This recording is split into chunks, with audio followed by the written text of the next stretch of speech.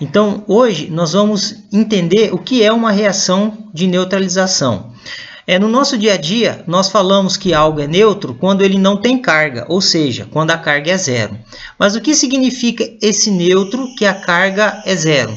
Esse neutro ele está relacionado com o seguinte, que a quantidade de carga positiva ela é igual à quantidade de carga negativa. Ou seja, se nós temos uma carga positiva, para ela ser neutralizada, nós vamos precisar do quê? De mais uma carga negativa. Então, mais 1 com menos 1 igual a zero. Então, a carga está neutra. Se nós temos 3 cargas negativas, então, para neutralizar essas 3 cargas negativas, nós vamos precisar do quê? De 3 cargas positivas. Então, menos 3 com mais 3 deu 0. Ou seja, a carga zero, nesse caso, está relacionada com o quê? Com a mesma quantidade de carga negativa sendo igual à mesma quantidade de carga positiva. Agora, em relação aos ácidos e às bases, o que é uma reação de neutralização? A reação de neutralização ela vai ocorrer quando um ácido reage com uma base produzindo sal e água. Então, a reação clássica que nós temos aqui é a neutralização entre o hidróxido de sódio e o ácido clorídrico, produzindo o quê? Cloreto de sódio e água. Por que ela é uma reação de neutralização? Porque você tem a base reagindo com o ácido, formando o sal e a água. Tá?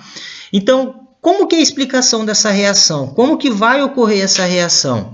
Aí nós vamos recorrer lá para a teoria ácido e base de Arrhenius, aonde ele vai explicar o comportamento dos ácidos e das bases em solução aquosa.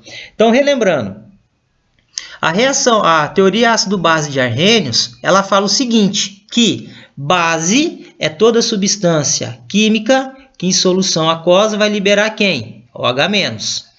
Ácido é toda substância química que em solução aquosa vai liberar o quê? H+. Então, o que acontece então? Então, na realidade, a reação de neutralização, ela vai ocorrer entre quem? O íon H+, que veio do ácido, reagindo com o íon H- que veio da base, formando água. Então, nós observamos que aqui, nós tivemos uma neutralização. Por quê? A quantidade de carga positiva foi igual à quantidade de carga negativa.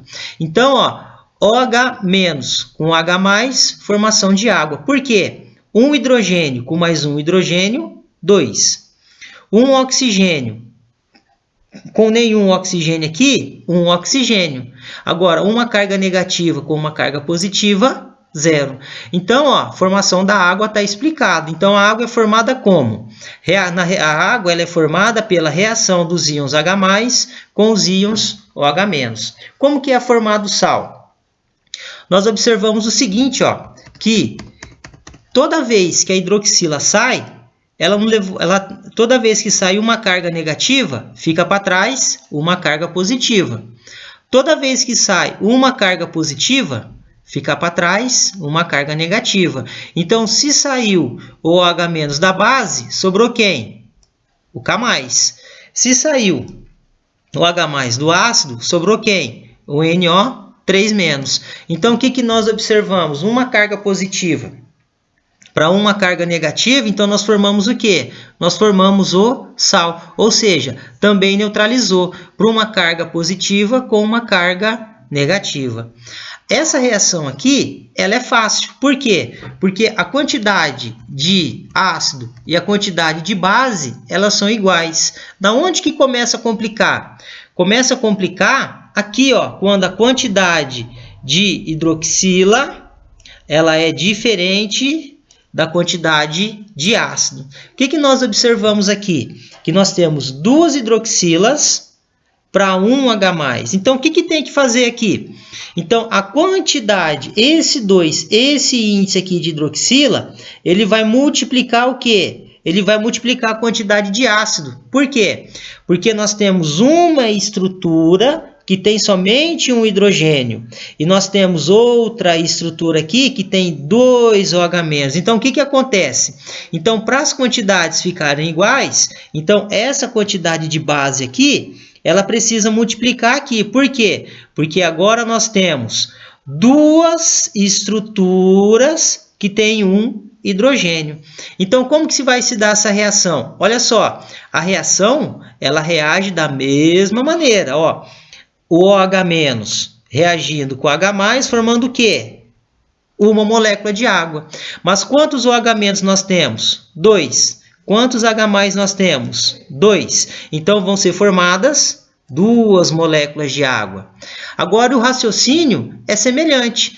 Quantas hidroxilas saíram daqui? 2. Então, se saiu 2 hidroxilas, então saiu quantas cargas negativas? 2. Por quê? 2 vezes o menos dá quanto? Menos 2. Então, se saíram 2 cargas negativas, então ficou para trás 2 cargas positivas. Quando nós estamos analisando o ácido, aqui a gente não vai olhar para a quantidade de ácido que reagiu, porque ó, foram dois ácidos que reagiram. Agora, para ver a carga, eu não olho aqui nesse 2, nessa quantidade, eu vou olhar para onde? A gente vai olhar aqui na fórmula. Quando nós olhamos na fórmula, nós temos quantos hidrogênios aqui, quantos H+, ele libera somente 1. Então, se sai uma carga positiva, então fica para trás uma carga negativa.